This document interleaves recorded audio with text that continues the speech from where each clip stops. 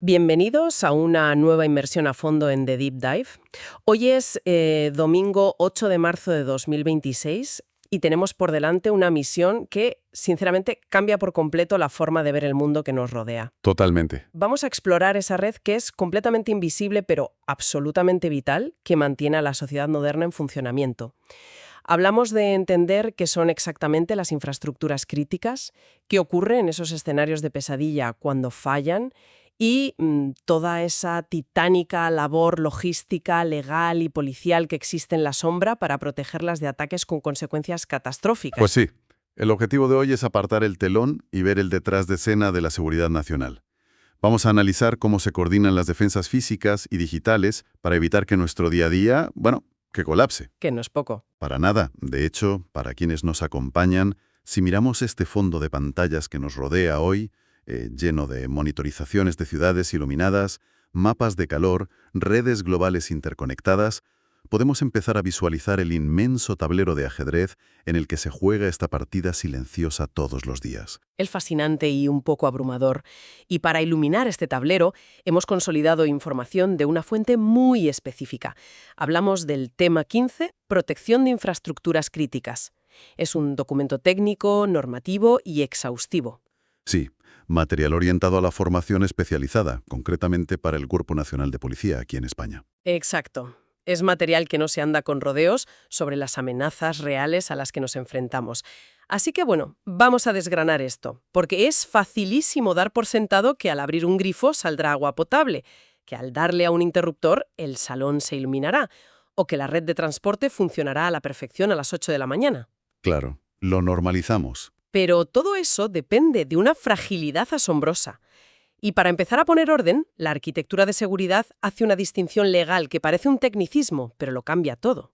Separa las infraestructuras críticas de los servicios esenciales. A primera vista suenan a lo mismo. Sí, suenan casi igual. Pero la diferencia es abismal, ¿verdad? Lo es, y lo fascinante aquí es que esa diferencia es la base de toda la estrategia de defensa.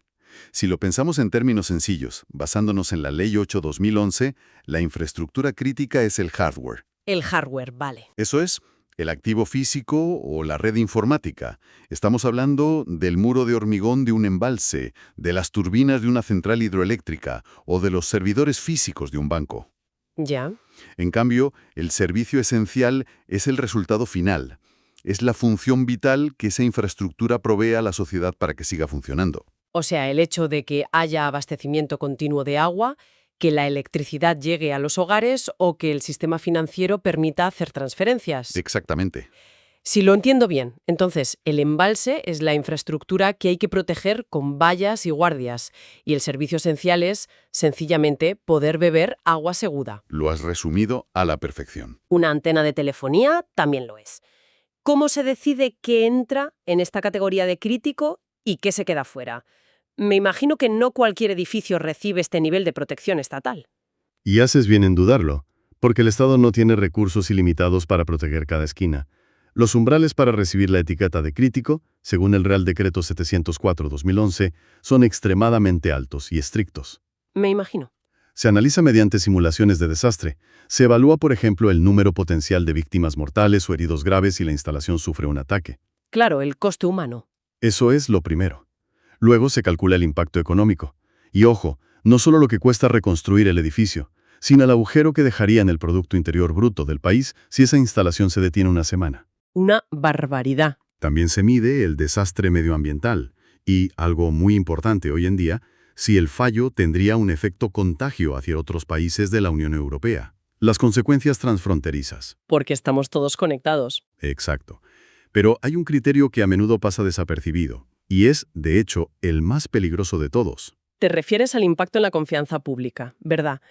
Lo leía en el texto y me pareció una perspectiva brutal. Ya no estamos hablando de cables y tumerías, estamos hablando de psicología de masas. Totalmente. El impacto en la confianza pública mide la pérdida de fe de la población en la capacidad del Estado para garantizar la normalidad. Fíjate. Pensemos en esto. Si de repente una ciudad entera se queda sin agua potable durante 3 días por un sabotaje y el gobierno no puede solucionarlo, la gente no solo pasa sed, Entra en pánico. entra en pánico, el orden público se resquebraja, los supermercados se vacían, comienzan los disturbios. Proteger estas instalaciones no es simplemente un tema de mantenimiento industrial, es la garantía de que el contrato social no salte por los aires. Es que es fortísimo. Y leyendo sobre esto, no paraba de venirme a la mente la imagen de un suelo cubierto de fichas de dominó gigantes. La interdependencia entre estos sistemas es absoluta. Absoluta, ¿sí? Hay un escenario operativo en los apuntes que ilustra esto a la perfección. Imaginemos un ataque exitoso a una subestación eléctrica principal que abastece a una gran zona urbana. Cae la subestación. Inmediatamente se corta el suministro a un hospital de referencia. Y ahí empieza el problema. Claro, sí, tienen generadores diésel, pero esos generadores tienen combustible para un tiempo limitado y a veces, francamente, fallan. De repente, pacientes en cuidados intensivos, cirugías en curso y sistemas de soporte vital están pendiendo de un hilo. Si conectamos esto con el panorama general, el apagón del hospital es solo la primera caída. De forma simultánea, esa misma falta de energía paraliza las bombas de una depuradora de aguas residuales cercana. Otra ficha de dominó. Exacto. Al detenerse, las aguas fecales comienzan a acumularse, o peor aún, a desbordarse hacia los ríos o el sistema de distribución limpio. Lo que empezó como un problema eléctrico, en cuestión de horas se ha transformado en una emergencia hospitalaria, y a los pocos días en una crisis de salud pública gravísima por contaminación del agua. Ano medio. Saber que el sistema es tan frágil te hace preguntarte quién y cómo está intentando derribarlo. Así que hablemos de las amenazas. Históricamente siempre hemos pensado en términos físicos. Lo típico, sí. Grupos terroristas que buscan generar terror, sabotajes internos de empleados resentidos, mafias que buscan extorsionar o simplemente un desastre natural severo, una tormenta de nieve brutal que arrasa con una instalación. O una pandemia, que no rompe el edificio pero elimina el personal necesario para operarlo. Eso lo hemos visto hace no tanto. Exacto. Pero la realidad sobre el terreno ha cambiado radicalmente, ¿verdad? Ha dado un giro de 180 grados. Las amenazas físicas siguen existiendo, por supuesto, pero el verdadero campo de batalla moderno es silencioso y ocurre en fracciones de segundo. Hablamos del frente cibernético, Ya. ciberterrorismo, donde el objetivo ya no es poner una mochila con explosivos, sino inyectar un código malicioso que paralice una red de distribución de gas. Hablamos de ataques de ransomware, donde organizaciones criminales secuestran los sistemas informáticos de un servicio esencial, como un oleoducto, y exigen millones en criptomonedas para devolver el control. Y también se menciona el hacktivismo, el activismo informático. Sí, también está el activismo social en el plano digital. Ese punto es delicado porque el activismo suele tener causas sociales detrás, pero cuando se traslada al ciberespacio las consecuencias son incontrolables. El documento lo expone de forma muy neutral, pero es importante entender que independientemente de la ideología, ya sea de izquierdas, de derechas o de lo justa que parezca la causa para quienes la defienden, lanzar ataques informáticos para bloquear servidores de empresas energéticas o de transporte genera daños colaterales masivos. Así es. O sea, un ataque pensado para protestar puede acabar impidiendo que una ambulancia reciba la ruta de emergencia. Y nosotros aquí no tomamos partido por ninguna causa, simplemente exponemos lo que dicen los protocolos, que es que estas acciones suponen un riesgo crítico. Es un apunte necesario. El ciberespacio no entiende de intenciones, solo de interrupciones. Y la interrupción de un servicio esencial siempre la pagan los ciudadanos más vulnerables, sin importar el motivo del atacante. Totalmente. Pero aquí es donde se pone realmente interesante, porque los planificadores de seguridad trabajan sobre lo que denominan la amenaza híbrida. La peor pesadilla. Ya no es físico o cibernético, es ambas cosas a la vez. Imaginemos este escenario paso a paso, que es de película. Es viernes por la tarde, hora punta. Un tren de alta velocidad cruza el país lleno de pasajeros. De repente, la empresa ferroviaria sufre un ataque cibernético brutal. ¿Un ataque de DDoS, por ejemplo? Exacto. Para visualizarlo, un ataque de denegación de servicio es básicamente como si 1 millón de coches falsos intentaran entrar en una autopista al mismo tiempo.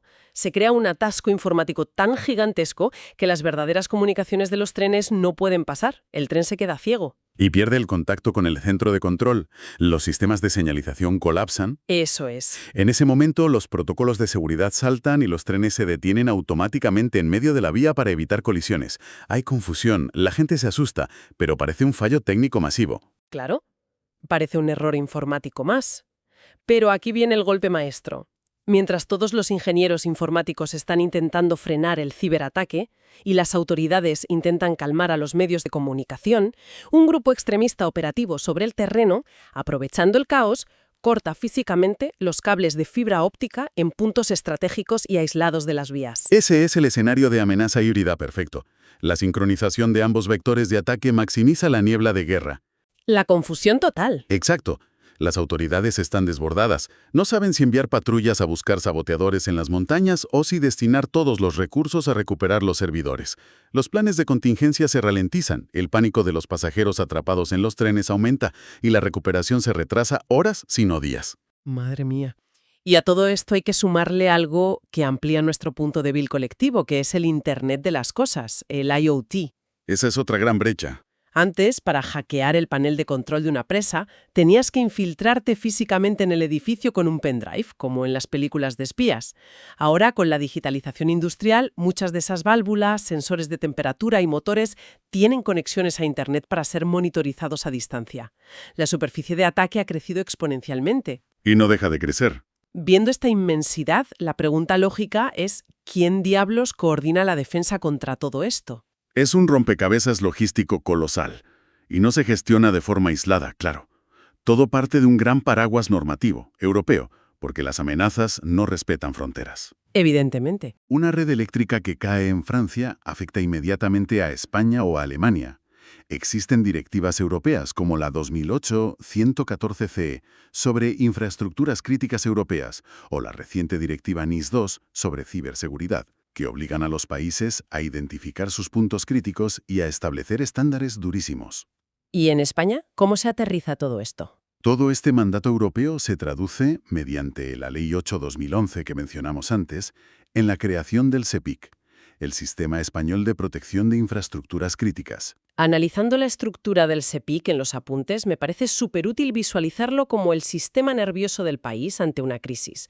En la cabeza, tomando las decisiones estratégicas de vida o muerte, está el Gobierno a través del Consejo de Seguridad Nacional. Ese sería el cerebro. Correcto. Luego, tenemos una especie de médula espinal, que es la Secretaría de Estado de Seguridad del Ministerio del Interior, encargada de canalizar las órdenes. Pero los verdaderos glóbulos blancos, el organismo que detecta la infección y coordina la respuesta técnica constante, es el Centro Nacional para la Protección de Infraestructuras Críticas, el famoso CENIP. Es una analogía muy gráfica. El CENIP es el cerebro operativo, el motor del sistema. Trabajan cruzando datos de inteligencia policial, militar y corporativa. Y para que este sistema nervioso sepa cómo reaccionar, no improvisan nada. Han desarrollado lo que podríamos llamar el mayor catálogo de vulnerabilidades del país. Es un esfuerzo titánico de cartografía secreta. Es que la magnitud de los documentos y el papeleo es abrumadora. Tienen el PNPIC, que es el Plan Nacional Clasificado, y luego lo dividen en estrategias para 12 sectores estratégicos, los PES. Obviamente están el agua, la energía, el transporte y el sistema financiero. Los sospechosos habituales. Los de siempre. Pero es que también incluyen a la industria química, la industria nuclear y recientemente algo tan de ciencia ficción como el sector del espacio. O sea, el espacio ya es un sector estratégico. Ya no es ciencia ficción, es nuestra realidad. Y de ahí bajan al nivel más micro posible con los planes de protección específicos, los PPE. Los planes de protección específicos son el verdadero manual de supervivencia. La filosofía aquí no es quedarse en grandes conceptos teóricos, en estrategias de despachos. El Estado está, esencialmente, mapeando las vulnerabilidades del país edificio por edificio. O sea que tienen un plan para cada instalación concreta. Literalmente. Cada central nuclear, cada gran aeropuerto, cada nudo de telecomunicaciones clave tiene su propio documento hiperdetallado y, por supuesto, reservado. En ese plan se detalla hasta la última cámara de seguridad, los controles de acceso biométrico, cómo están configurados los cortafuegos de los servidores y cuál es la ruta exacta de evacuación y recuperación si ocurre un incidente. Telita. Pero aquí es donde entra la fricción en el mundo real. Es muy fácil para el Estado diseñar el plano perfecto sobre el papel y exigir niveles de seguridad altísimos, pero hay una laguna legal y logística gigantesca. El gobierno aprueba las leyes, exige los planes y coordina la respuesta, pero el gobierno no es el dueño de la central eléctrica. No es el dueño del banco ni de la red de antenas de telefonía móvil. Es el sector privado. Claro. Alrededor del 80% de estas infraestructuras vitales son propiedad de corporaciones privadas. El Estado las designa legalmente como operadores críticos, pero la propiedad y la gestión del día a día siguen siendo privadas. Imagínate el choque en una sala de juntas. Tienes a una corporación cuyo objetivo legítimo es maximizar el beneficio para sus accionistas. Y de repente llega el Ministerio del Interior y le dice, bueno, por cierto, ahora sois críticos para la seguridad nacional, así que vais a tener que gastar decenas de millones de euros en blindar vuestros servidores, duplicar vuestra seguridad perimetral y contratar equipos de respuesta a incidentes 24/7. ¿Cómo fuerzas a una empresa a asumir ese gasto casi militar? Pues a través de obligaciones legales muy férreas. La ley no les da opción de decir que no. De hecho, impone la creación de una figura obligatoria, el responsable de seguridad y enlace, el RSE. Que es el puente entre los dos mundos. Exacto. Es una persona con nombre y apellidos dentro de la empresa privada que actúa como el único canal de comunicación directo y seguro con el Estado.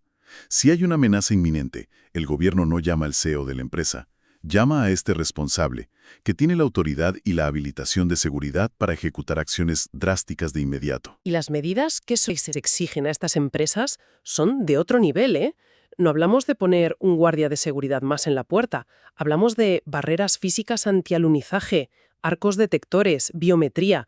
Pero sinceramente, lo que más me impresiona es la exigencia en el plano lógico, en la ciberseguridad. Hay un concepto que destacan que es la piedra angular de esta defensa, la segregación de redes. Es una idea brillante pero complejísima de implementar. La segregación de redes es básicamente la barrera que evita el apocalipsis industrial. Consiste en separar de forma hermética la red por la que operan los empleados normales, lo que llamamos el entorno IT, de la red que controla las máquinas físicas, el entorno OT, o tecnología de operaciones. Para que lo visualicemos, en la red corporativa IT están los ordenadores donde la gente de recursos humanos lee correos, donde se hacen las nóminas o se navega por Internet. Un entorno clásico de oficina. Sí, y es un entorno muy vulnerable porque los humanos cometen errores. Alguien puede hacer clic en un enlace falso que dice factura urgente y descargar un virus. Así es, todos lo hemos visto. Y por otro lado, el entorno OT es la red que envía las señales eléctricas para abrir las inmensas compuertas de una presa o para aumentar la presión en un gasoducto. Si estas dos redes están conectadas, el virus que entró por el correo electrónico del contable puede viajar por los servidores, saltar a la red industrial y provocar una sobrecarga física real que destruya la maquinaria. Es como dejar la puerta abierta. Tal cual. La segregación asegura que, aunque los ordenadores de la oficina se bloqueen por completo a causa de un ransomware, la presa seguirá funcionando porque su sistema de control operativo no tiene contacto alguno con la red afectada.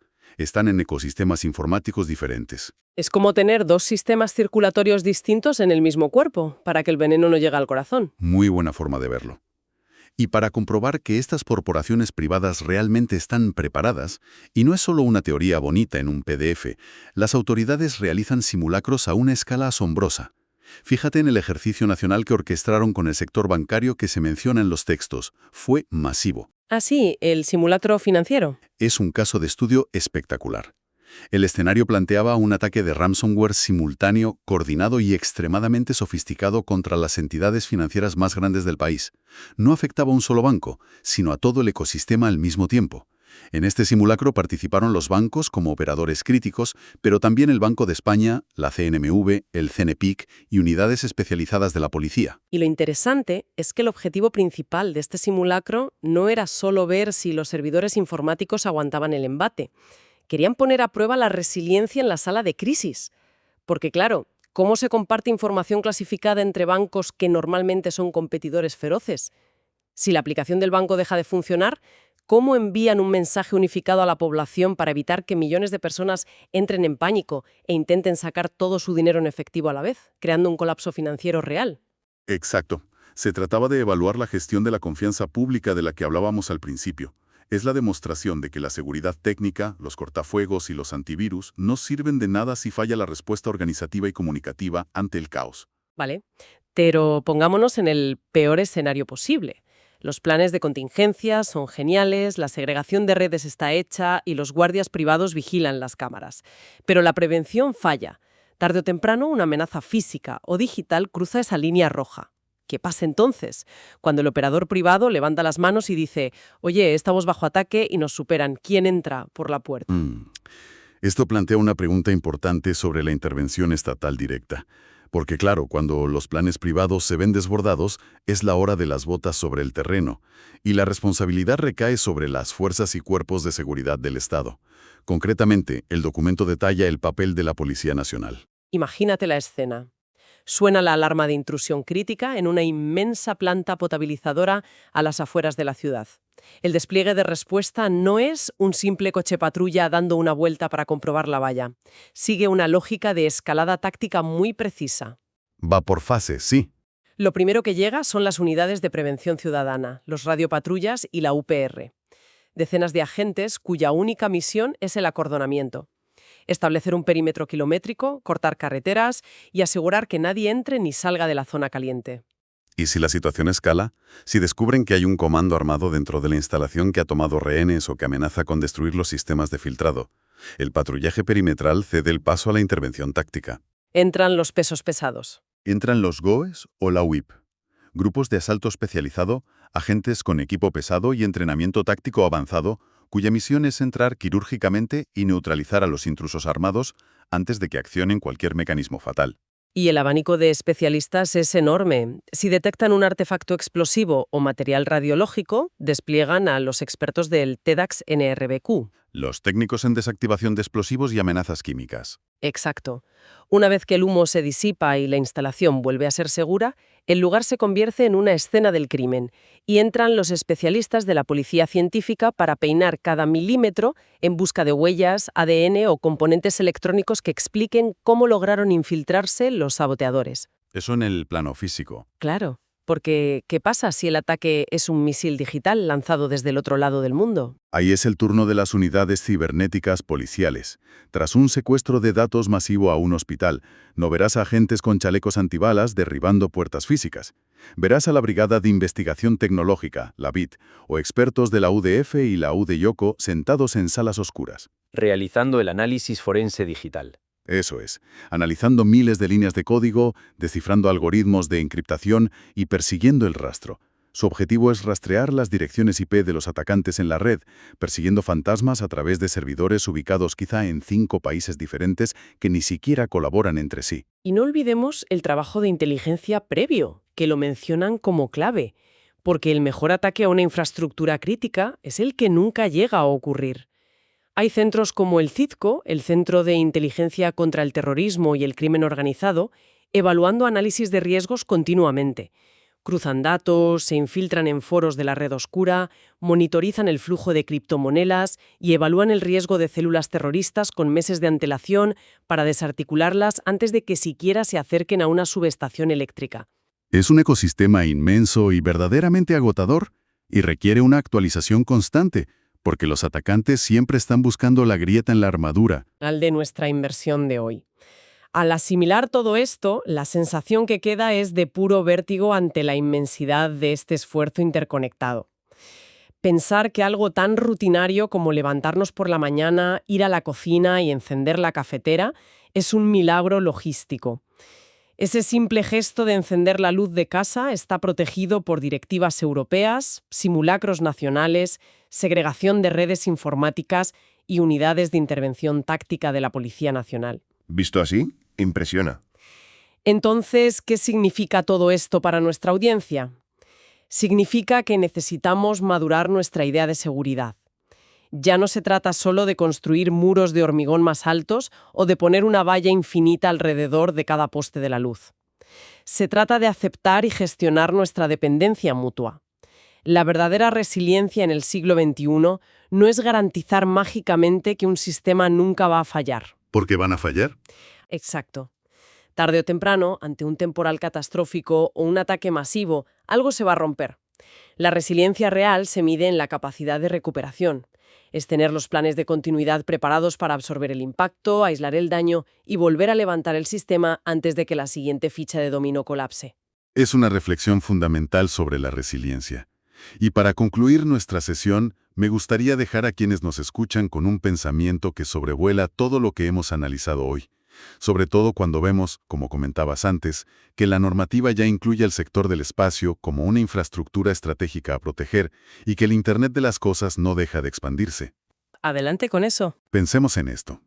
Si nuestra vida física y económica ahora es esclava de constelaciones de satélites orbitando en el espacio a miles de kilómetros y, simultáneamente, la superficie de ataque se ha expandido hasta abarcar cada electrodoméstico inteligente de nuestros hogares, ¿qué ocurre cuando la línea de defensa de una infraestructura crítica nacional deja de ser la valla electrificada de una central nuclear y pasa a ser la debilidad de la contraseña del frigorífico conectado a Internet de un ciudadano cualquiera? Fíjate. Si un atacante puede usar 1.000.000 de electrodomésticos domésticos vulnerables para lanzar un ataque masivo, ¿sigue existiendo realmente un perímetro que se pueda proteger? Es un desafío existencial para la seguridad que tenemos por delante. Es una pregunta profundamente inquietante, desde luego. Desdibuja por completo la línea entre la gran seguridad del Estado y las decisiones que tomamos con el Wi-Fi en el salón de nuestra casa. Os animamos a seguir cuestionando y observando con otros ojos esa red invisible que sostiene el mundo que damos por sentado. Hasta la próxima Inmersión a Fondo. Ha sido un análisis apasionante. Hasta pronto.